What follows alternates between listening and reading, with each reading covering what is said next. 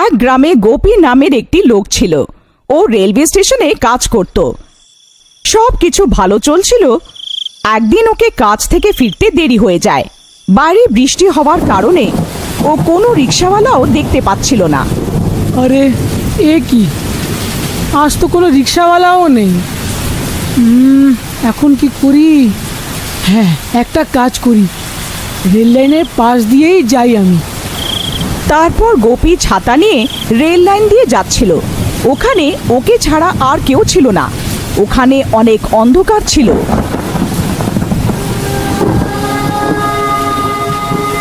হে ভগবান, এখানে তো অনেক অন্ধকার আছে।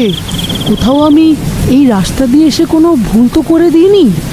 তখনই পেছন থেকে কেউ ওর নাম ধরে ডাকে, গোপী, গোপী। আরে মরে গেলাম রে, এখানে তো কেউ নেই। তাহলে পিছন থেকে আমার নাম ধরে কে বা ডাকছে? এখন কি করি? তারপর সে পেছন ফিরে দেখে, কিন্তু সেখানে কেউ ছিল না।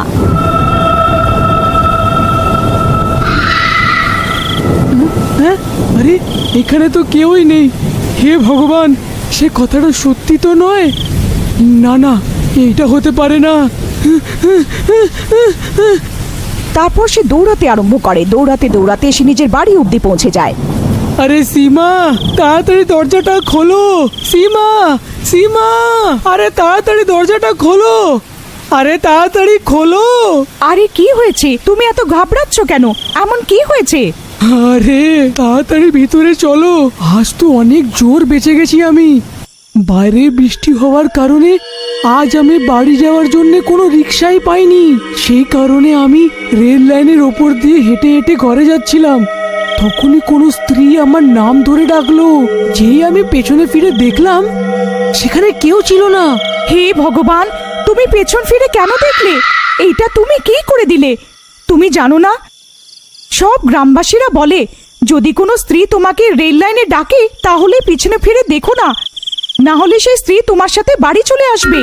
আরে মরে গেলাম রে, এইটা তুমি কি বলছো সীমা?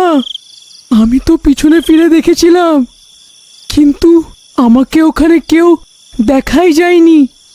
এখন কি হবে?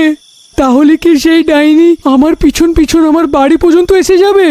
তখনই কেউ অনেক জোরে জোরে ওদের ঘরের দরজা ঠকঠক করতে শুরু করে। আরে মরে গেলাম রে, এত রাতে কে এসে গেল? আরে কোথাও সেই ডাইনি তো এসে যায়নি।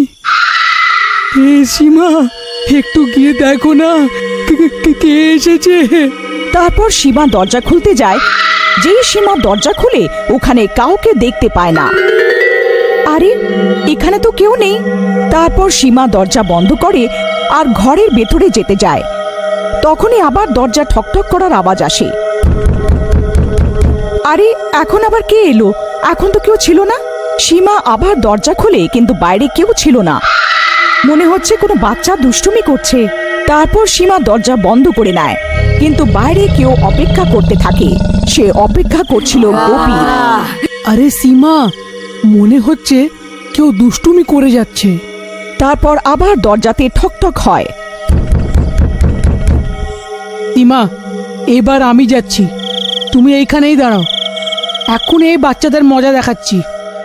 তারপর গোপী দরজা খুলতে যায়, আর যেই সে দরজা খোলে সে অচম্বিত হয়ে যায়। আর তারপর গোপী চেঁচানোর আওয়াজ আসে। আরে কি হলো? তুমি ঠিক আছো তো?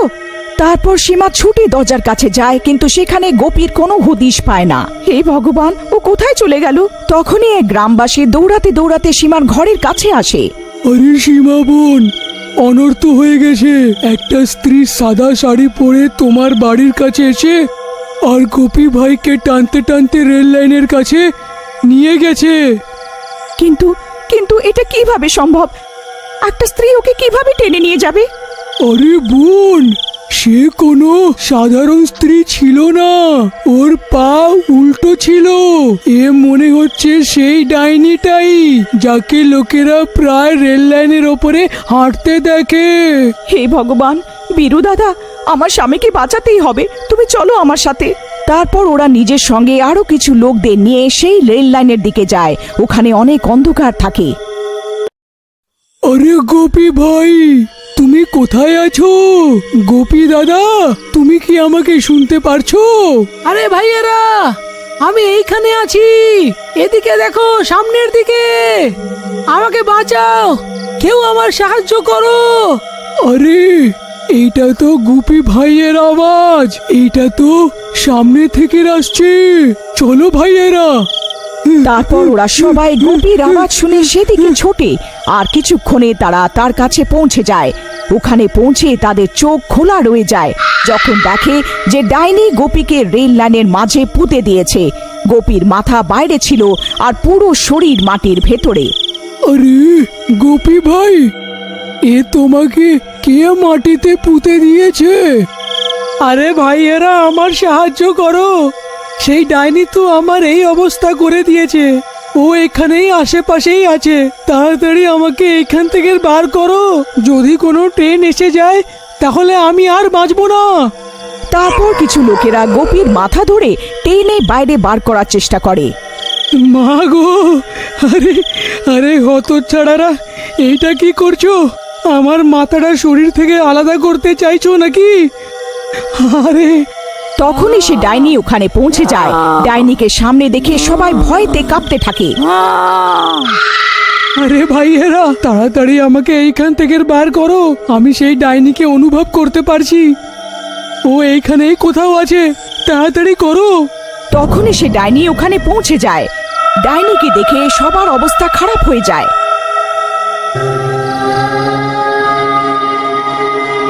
আরে মরে গেলাম রে। এ তো সেই ডাইনি যে রেল লাইনে করে। এখন কি করি? ভাইয়েরা, আমি বলি কি, যত তাড়াতাড়ি হোক এইখান থেকে পালিয়ে চলো। এ না হলে কাউকে ছাড়বে না। আরে হতচ্ছাড়া, আমাকে এইখানে ছেড়ে চলে যাওয়ার কথা বলছিস তোরা? আমার কি হবে এখন? না না, আমি এনাকে একলা ছেড়ে কোথাও যাব না। তখনই তারা ট্রেনের সাইরেনের আওয়াজ শুনতে পায়। মা গো, এইটা তো ট্রেনের আওয়াজ রে। আরে মরে গেলাম রে, আর আমি বাঁচবো না। আরে গ্রামবাসীরা, তাড়াতাড়ি আমাকে এখান থেকে বার করো। তারপর যেমনি গ্রামবাসীরা গোপীকে বার করার চেষ্টা করে, ডাইনি গর্জাতে শুরু করে। আরে পালাও রে, এই ডাইনি এবার কাউকে ছাড়বে না। পালাও রে। তারপর সব গ্রামবাসী রেল লাইন থেকে দূরে সরে যায়। ট্রেনের আওয়াজও অনেক জোর হয়ে যায়। সীমা দূর থেকে ট্রেনকে আসতে দেখে নেয়। তোকে আর কেউ বাঁচাতে পারবে না। তোকে মেরে তোর আত্মাকে নিজে বশে করে আরো শক্তিশালী হয়ে যাব। আর কোনো লাভ নেই সীমা, ট্রেন অনেক কাছে চলে এসেছে। আমি আর বাঁচবো না। তুমি তুমি এইখান থেকে চলে যাও, চলে যাও। না না গো, আমি তোমাকে ছেড়ে যাব না। যদি মরার আছে তাহলে একসাথেই মরবো। এতটা বলে সীমা গোপীর সামনে শুয়ে পড়ে। না সীমা, তুমি এটা কি করছো? দেখো দেখো, ট্রেন আসছে। তুমি এইখান থেকে সরে যাও। এই মূর্খ স্ত্রী, এটা তুই কি করছিস? কেন নিজের প্রাণ দিতে চাইছিস? তুই আমার শিকার নোস। শুধু তোর স্বামী আমার আওয়াজ শুনেছিল আর পেছন ফিরে দেখেছিল। শুধু এ আমার শিকার। তুই এর জন্য নিজের প্রাণ কেন দিচ্ছিস? ডাইনি, এ আমার স্বামী। আমি একে ছাড়া বাঁচতে পারবো না। তখন সেই ট্রেন আরো কাছে এসে যায়। কিন্তু সীমার ভালোবাসা দেখে ডাইনির মনে পরিবর্তন হয়ে যায়। ওকেও নিজের গৃহস্থ জীবন মনে পড়ে যায়। আরে ভাই, ওই দেখো ট্রেন এসে গেল। এখন এই লোকেদের কেউ বাঁচাতে পারবে না। তখনই সে ডাইনি নিজের হাত সামনের দিকে করে নিজের শক্তি দিয়ে ট্রেনকে আটকে দেয়। আরে বাবা বাবা, সীমা, ট্রেন আটকে গেছে। আমরা তো বেঁচে গেলাম। তোমরা দুজন যেতে পারো, আমি তোমাদের প্রাণ নিতে পারবো না। আমার একটা কাজ করে দিও। এই জঙ্গলে আমার লাশ পড়ে আছে, তার শেষ সৎকার করে দিও। আমি মুক্তি পেয়ে যাব। তারপর গ্রামবাসীরা তার মৃতদেহ খোঁজে আর শেষ সৎকার করে দেয়।